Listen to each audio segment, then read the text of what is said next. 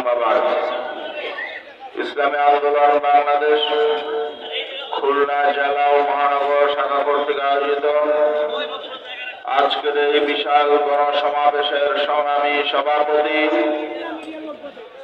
খুলনার মানুষের অত্যন্ত প্রিয় নেতা, ইসলামী আন্দোলন বাংলাদেশের মহতারাম কেন্দ্রীয় নায়েব আমির জননেতা হাফেজ মাওলানা আব্দুল আউয়াল, আজকের এই গণসমাবেশের প্রধান অতিথি, আমাদের প্রাণপ্রিয় রাহবার, বাংলাদেশের মেহনতি মানুষের প্রাণের স্পন্দন, ইসলামী আন্দোলন বাংলাদেশের মহতারাম আমির হযরত পীর সাহেব হুজুর চরমনাই, মঞ্চ উপস্থিত ইসলামী আন্দোলন বাংলাদেশের কেন্দ্রীয় নেতৃবৃন্দ, খুলনা মহানগর এবং জেলার নেতৃবৃন্দ, বিশিষ্ট ওলামায়ে কেরাম, সহযোগী সংগঠনের নেতৃবৃন্দ, সাংবাদিক বন্ধুগণ ও সময়গত দেশপ্রেমিক দিনদার ভাইয়েরা আমার, আমি শুরুতেই আমরা যে আজকে স্বাধীনভাবে আমাদের রাজনৈতিক কর্মকাণ্ড করতে পারছি, মুক্ত মনে কথা বলতে পারছি, আমরা যে রাজনৈতিক বিভিন্ন কর্মসূচি স্বাধীনভাবে করতে পারছি, মানুষ যে মন খুলে কথা বলতে পারছে, এই পরিবেশ তৈরিতে যারা জীবন দিয়েছে, যারা রক্ত দিয়েছে, তাদের প্রতি গভীর শ্রদ্ধা জানাচ্ছি। বন্ধুগণ, আপনারা জানেন জুলাই বিপ্লব এবং আগস্টে ৫ তারিখের গণ অভ্যুত্থানে ছাত্র জনতার পাশাপাশি যে রাজনৈতিক সংগঠনটি মাঠে ময়দানে সবচেয়ে বলিষ্ঠ ভূমিকা পালন করেছে, জীবনের মায়া ত্যাগ করে যেই সংগঠনের নেতা কর্মীরা ঢাকার রাজপথ কাঁপিয়ে তুলেছিল, বুলেটের মুখে দাঁড়িয়েছিল, কারফিউ প্রত্যাখ্যান করে জনগণকে নেতৃত্ব দিয়েছিল, সেই সংগঠন হল ইসলামী আন্দোলন বাংলাদেশ। বাংলাদেশের একমাত্র রাজনৈতিক সংগঠন, যে রাজনৈতিক সংগঠন বৈষম্য বিরোধী ছাত্রদের পাশে ঘোষণা দিয়ে রাজপথে নেমেছিল। আমাদের নেতা পীর সাহেব চরমনাই ঢাকার রাজপথে নেতৃত্ব দিয়েছিলেন, আমাদের নেতা কর্মীরা সবাই রাজপথে ছিলেন, আমাদের প্রায় ৪০ জন নেতা কর্মী শাহাদাত বরণ করেছে।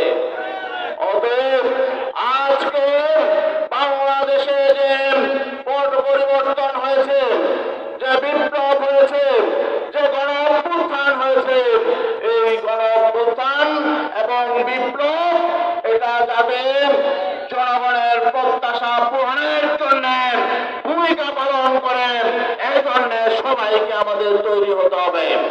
বিশেষ করে এখন যারা অন্তর্বর্তী সরকারে আছেন, তাদের প্রতি আমাদের দাবি থাকবে, আপনাদের কিন্তু আপনাদের বিরুদ্ধে অনেকেই অনেক রকম কথা বলে, দেশে বিদেশে অনেকে বলেন আপনারা অসাংবিধানিক সরকার, কিন্তু আজকে আমরা যেটা দেখতে পাচ্ছি যে আপনাদের সবচেয়ে বড় বৈধতা হল আপনারা জনগণের সমর্থন পেয়েছেন, আপনারা বাংলাদেশের সকল রাজনৈতিক দলের সমর্থন পেয়েছেন, আপনাদেরকে সবাই শ্রদ্ধা করে, কিন্তু কিছু কিছু কাজের কারণে আপনাদের এই শ্রদ্ধার জায়গাটা আপনারা ম্লান করবেন না।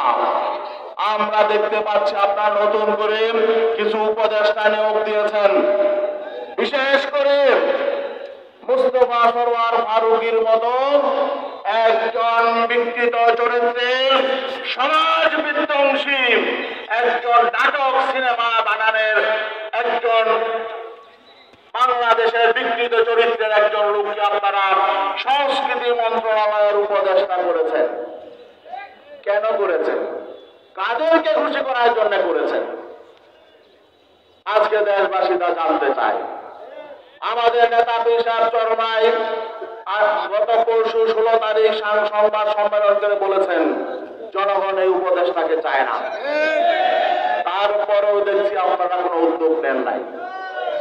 আমরা জানি এই গত 15.5 বছর বাংলাদেশের অপসংস্কৃতির প্রসারে এবং আওয়ামী লীগের ধর্ম নিরপেক্ষতাবাদী সংস্কৃতি বিনির্মাণে ভারতের পক্ষে একটি সাংস্কৃতিক বলয় তৈরি করার জন্য যে গোষ্ঠীটি তৈরি করা হয়েছে, যে ব্লক তৈরি করা হয়েছে, যে বলয় তৈরি করা হয়েছে, এটার নেতৃত্বে ছিল মোস্তফা সরওয়ার ফারুক এবং তার বউ। ঠিক কি ঠিক না? এখন 5ই আগস্ট তাদের সেই সংস্কৃতি বলয় হুমকির মুখে পড়েছে। তাদের 15.5 বছরের গড়ে তোলা সংস্কৃতি পরিমণ্ডল বসে পড়েছে। এটাকে মেরামত করার জন্য একটি শক্তি এই মোস্তফা সরওয়ার ফারুককে সামনে নিয়ে এসেছে। আমরা পরিষ্কার বলতে চাই, জনগণ এতে করে আপনাদের প্রতি ক্ষুব্ধ। অতি দ্রুত এই উপদেষ্টা পরিষদ থেকে প্রত্যাহার করুন। আরেকটি বিষয় আমরা বারবার বলেছি, ছাত্র জনতা রক্ত দিয়েছে, একটি বিপ্লব হয়েছে, শুধুমাত্র একটি নির্বাচনের জন্য নয়, বরং বিগত 53 বছর যে রাজনৈতিক সংস্কৃতি চলেছে, যে অপরাজনীতি হয়েছে, বিগত 53 বছর যে বৈষম্য হয়েছে, বিশেষ করে এদেশের ইসলামী শক্তির সাথে সবচেয়ে বেশি বৈষম্য হয়েছে, এদেশে ইসলামের সাথে বেশি বৈষম্য হয়েছে। বিগত 53 বছরে বাংলাদেশে কোন নির্বাচনী কাঠামো গড়ে উঠে নাই। বাংলাদেশের সাংবিধানিক কাঠামোগুলো শক্তিশালী হয় নাই। এইগুলো মেরামত করার জন্যই আমাদের ছাত্ররা, শ্রমিকরা, মেহনত মানুষ রক্ত দিয়ে পরিবর্তন ঘটিয়েছে। ঠিক ঠিক না ভাই? অতএব সংস্কার হতে হবে। এদেশের মানুষ সংস্কার চায়। যারা জীবন দিয়েছে সেই ছাত্ররা, সেই ছাত্র সমাজ সংস্কার চায়। তাড়াহুড়া করে শুধুমাত্র ক্ষমতার হাত বদলের জন্য যেন একটি নির্বাচন আমরা চাই না। তবে একটি বিষয়, এই জনপ্রত্যাশাকে আপনারা ভিন্নভাবে ব্যবহার করবেন না। আজকে আমরা স্পষ্ট বলতে চাই, আমাদের নেতা পীর সাহেব বলেছেন এই 16 তারিখ গত পরশু সংবাদ সম্মেলনে সাংবাদিকের প্রশ্নে যে আপনারা কতদিনের মধ্যে নির্বাচন চান, তিনি বলেছেন 1 থেকে 1.5 বছর। এর বেশি হলে এটা গ্রহণযোগ্য হবে না। কিন্তু আজকে আমরা কি দেখছি, বর্তমান প্রধান উপদেষ্টা, তাকে সবাই শ্রদ্ধা করে। আমি বলবো আপনার শ্রদ্ধার জায়গাটা নষ্ট করবেন না। তিনি গতকালকে জাতির উদ্দেশ্যে ভাষণে বলেছেন নির্বাচনী ট্রেন চালু হয়ে গেছে। আবার বলছেন এখন শুধু রেল লাইন মেরামতের কাজ চলছে। আমরা তো একেবারে বোকা শোকা মানুষটা, কিছু বুঝি। বাংলাদেশে রেল লাইন আছে কি নাই? আচ্ছা বলেন দেখি, যদি রেলগাড়ি চালু করতে হয়, রেল লাইন যদি না থাকে চালু হয় কি করে? তাহলে আপনি বললেন নির্বাচনের ট্রেন চালু হয়ে গেছে, আবার বললেন এখন রেল লাইন বসানো হচ্ছে। রেল লাইন না বসিয়ে আপনার নির্বাচনের ট্রেন কিভাবে চালু করলেন? এটা কিন্তু আমরা বুঝি নাই। আরেকটা বিষয় হলো, গত 3 দিন আগে এই প্রধান উপদেষ্টা আজারবাইজানে বিখ্যাত একটি সংবাদ সংস্থা আল জাজিরার সাক্ষাৎকারে বলেছেন, সাংবাদিকের প্রশ্নে তিনি বলেছেন, সাংবাদিক প্রশ্ন করেছিল আপনারা কতদিনের মধ্যে নির্বাচন দিবেন? আপনি তার জবাবে বলেছিলেন 4 বছরের বেশি না। তার মানে 4 বছরের মধ্যে নির্বাচন দিবেন। আপনি কি নির্বাচিত সরকার যে আপনি একেবারে 4 বছর 5 বছর ক্ষমতা পার করবেন? এটা কিন্তু জনগণ মানবে না। আপনাদের বৈধতা হল জনগণের প্রত্যাশা, জনগণের সমর্থন। এই জনগণ যদি আপনাদের কাছ থেকে হতাশা হয়ে, যদি আপনাদের কাছ থেকে সমর্থন প্রত্যাহার করে, আপনাদের কিন্তু কোনো বৈধতা থাকবে না। অতএব নির্বাচন বিলম্বিত করবেন না, প্রয়োজনীয় সংস্কার করুন, ঠিক আছে, বিলম্বিত করবেন না। আরেকটা বিষয় হলো, নির্বাচনে তো আমরা অতীতে ক্ষমতায় নিয়েছি, পরিবর্তন হয়েছে। এখন বিএনপি বলে তারা ক্ষমতায় গিয়ে নাকি সংস্কার করবে। বিশ্বাস হয় আপনাদের? আমার আমাদের বিশ্বাস হয় না, কারণ অতীতে তারা বহুবার ক্ষমতায় গিয়েছিল, কিন্তু তারা কোনো পরিবর্তন করে নাই। শুধু বিএনপি নয়, বিগত 53 বছরে যারা এই রাষ্ট্র ক্ষমতায় গেছে তাদের জনগণের সামনে নতুন করে বলার কিছু নেই। জনগণ তাদের শাসন দেখেছে, তাদের শাসন দেখেছে, তাদের অর্থনীতি দেখেছে, তাদের রাজনীতি দেখেছে, তাদের নতুন করে বলার কিছু নাই। এখন নতুন শক্তি হলো ইসলামী শক্তি। আমরা শুধু ইসলামী আন্দোলন একা ক্ষমতায় যেতে চাই না, আমরা বাংলাদেশের গোটা ইসলামপন্থী শক্তিকে ঐক্যবদ্ধ করে আমরা বাংলাদেশকে একটি কল্যাণ রাষ্ট্রে পরিণত করতে চাই। এই জন্য আপনারা দেখেছেন আমাদের নেতা পীর সাহেব চরমাই বাংলাদেশের সবগুলো ইসলামী সংগঠনকে ঐক্যবদ্ধ করার জন্য আহ্বান জানিয়েছেন।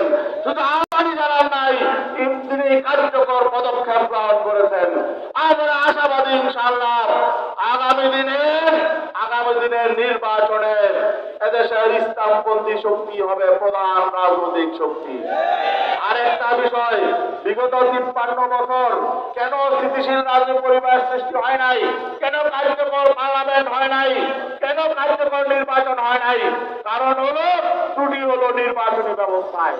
এই নির্বাচন ব্যবস্থা বহাল রেখে বাংলাদেশে কার্যকরী পার্লামেন্ট হবে না, বাংলাদেশের দৈত্য দানব নির্মূল করা যাবে না, সন্ত্রাস নির্মূল করা যাবে না এবং বৈষম্য নির্মূল করা যাবে না।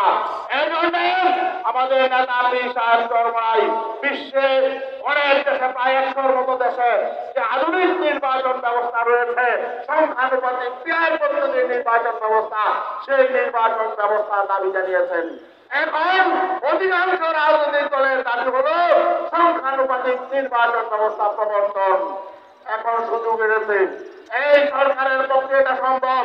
পুনর্নির্বাচিত সরকার পার্লামেন্টে গিয়ে এটা চালু করবে না। অতএব আমরা যে দাবি করেছি এটা বাংলাদেশের রাজনীতি, বাংলাদেশের অর্থনীতি, সমাজ সংস্কৃতি এবং সকল রাজনৈতিক সংগঠনের স্বার্থে বাংলাদেশের সুস্থ ধারার রাজনীতি বিকাশের জন্য পিয়ার সিস্টেমের নির্বাচনের কোন বিকল্প নেই। অতএব আমরা চাই পিয়ার পদ্ধতির নির্বাচন হোক, এটাই আমাদের দাবি। জনগণের এই দাবির সাথে একমত আছে, সকল রাজনৈতিক দল একমত আছে। বিএনপিকেও বলবো, আসুন আমরা ঐক্যবদ্ধভাবে দেশটাকে গড়ে তোলার জন্য একটা জাতীয় ঐক্য গড়ে তুলি। পিয়ার পদ্ধতির পক্ষে আসুন আমরা সকলে মিলে জাতীয় ঐক্য গড়ে তুলি এবং আগামীতে আমরা ঐক্যবদ্ধভাবে দেশটাকে গড়ে তুলি। এই আহ্বান জানিয়ে শেষ করছি। আসসালামু আলাইকুম ওয়া রাহমাতুল্লাহ।